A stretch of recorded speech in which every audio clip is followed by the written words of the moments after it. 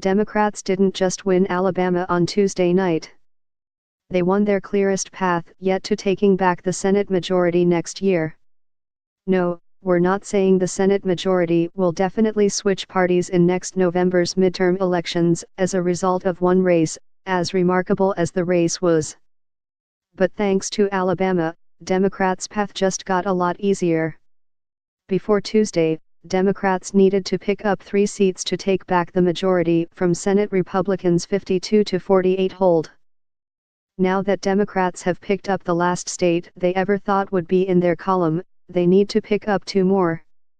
That sounds way easier than it actually is.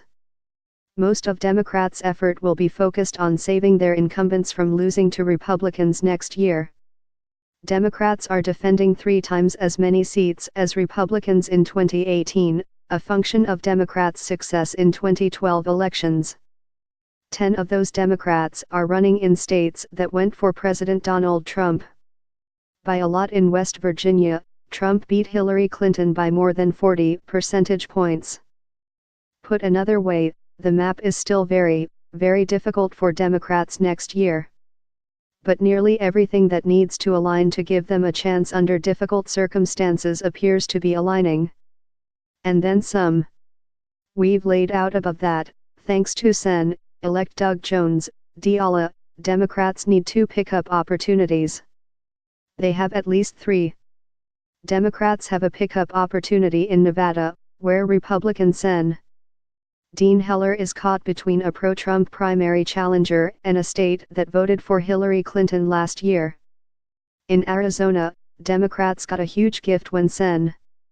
Jeff Flake, a Republican, retired rather than run for re-election in a party that likes Trump more than he does. In Tennessee, Republican Sen.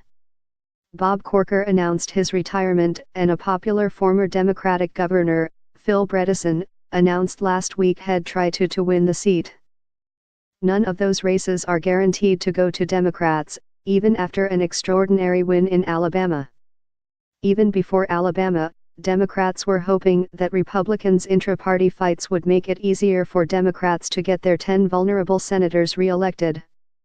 Because when Republicans fight among themselves, they tend to nominate bad candidates who lose winnable elections. It happened in Senate races in Missouri and Indiana in 2012 when Republican voters elected flawed candidates who said controversial things about rape. And that definitely manifested in Alabama. Moore was the candidate of the establishment's nightmares, controversial, scandalous, defiant. And yet despite Senate Republican leaders' best efforts to promote another candidate in the runoff, Republican voters picked Moore anyway for the nomination. Then he failed spectacularly. The outcome today is a result of an absolutely terrible candidate running an absolutely terrible campaign that results in a state that never should be in question being competitive, said Josh Holmes, a GOP strategist and former chief of staff to Senate Majority Leader Mitch McConnell, Kentucky, told the Post before the race was called. The fact Moore was even a candidate suggests that Senate Republican establishment doesn't have a handle on their base.